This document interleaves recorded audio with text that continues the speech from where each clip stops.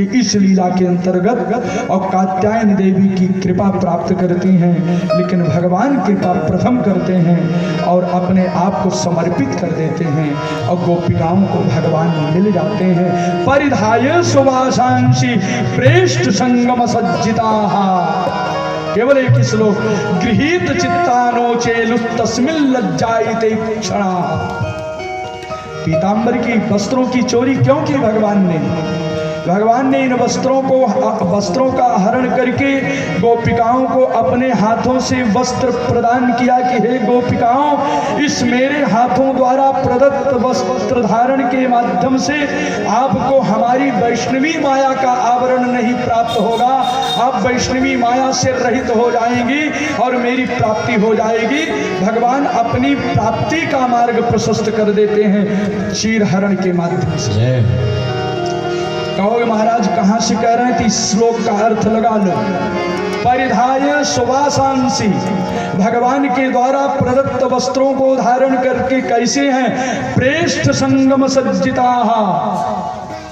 प्रेष्ठ संगम संजिता, प्रेष्ठ संगमेन सज्जिता, प्रियतम संग प्रियतम अंग संग वशीभूता, या ब्रजबद्ध्वाः तासाम।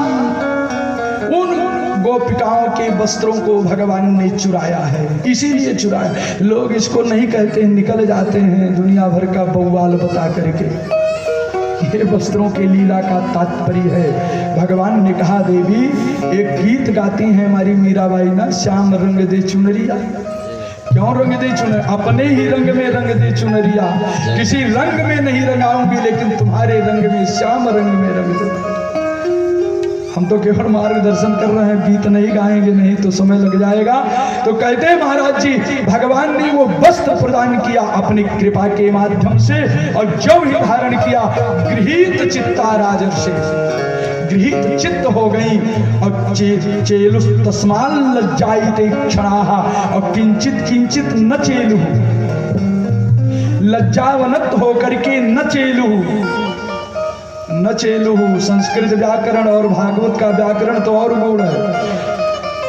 न चेलु माने तस्मात् स्थानात्, स्वस्थानात्, जहां पर खड़ी हैं, न चचा, वहां से चलती नहीं है।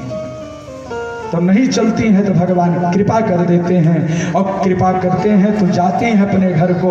और यादा वराम ब्रजम सिद्धा मय्येमा रंशतक क्षपाः, जाओ मेरी स्वरूप का चिंतन करती हुई तुम निवास करो। यदुद्देश्य व्रतमिदं, मेरी प्राप्तिजन्य व्रत को, आचरण को, संकल्प को धारण करो।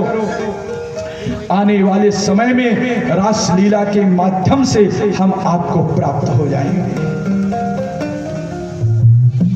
चेरुरारियार्चनम शती ही भगवान प्राप्त हो जाते हैं। सुखदेव भगवान कहते हैं, यज्ञ पत्नियों पर भगवान कृपा करते हैं। ब्राह्मण की पत्नियां भगवान को समर्पित करती हैं फल फूल, और अपने आप को भगवान को छोड़ करके जाना नहीं चाहती हैं।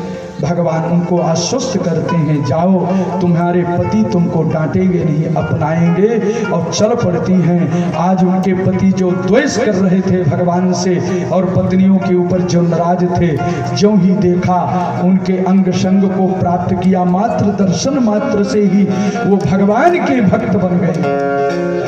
ये भक्त की उत्तम पराकाष्ठा का चिंतन कराया। हमारे लोकाचार्य स्वामी अपने विशिष्टाद्वैत सिद्धांत का प्रतिपादन करते हुए श्री रामानुज भाष्य में, विशिष्टाद्वैत भाष्य में इस स्वरूप का वर्णन करते हैं। ये गोपिकाएं कौन हैं, ये ब्राह्मण पत्नियां कौन हैं, वर्णन करते हैं। इनकी जो भक्ति है, तैल धारावत अविच्छिन्न संतान रूपा व्यासा,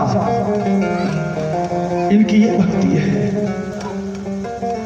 बिल्कुल इनका चित्त, इनका मन भगवान से अलग नहीं होता है, सतत भगवान के चिंतन में लगी रहती है और कथा श्रवण करती है। भागवत कथा का यही प्रसाद है कि कथा श्रवण करके हमारा मन भगवान में लग जाए, हम भगवान के स्वाध्याय में संलग्न हो जाएं। मन बहलाव के लिए कथा नहीं होती है भक्तों, बल्कि आत्मलाभ के लिए भगवत कथा होती है। तत्वार्थ ग्रहण करने के लिए भगवत कथा होती है। भक्तों, भगवान ने गोवर्धन लीला, गोवर्धन धारण करने के माध्यम से यह शिक्षा दी, सनातन धर्म की रक्षा की। दास ने निवेदन किया था पुरुषों की कथा में, दक्ष प्रजापति को भगवान ने दंड क्यों दिया? स्वेच्छाचारी प्रवृत्ति से बचने के लिए। स्वेच्छाचारी प्रवृत्ति का बोलबाला हो रहा था, समाज को संसार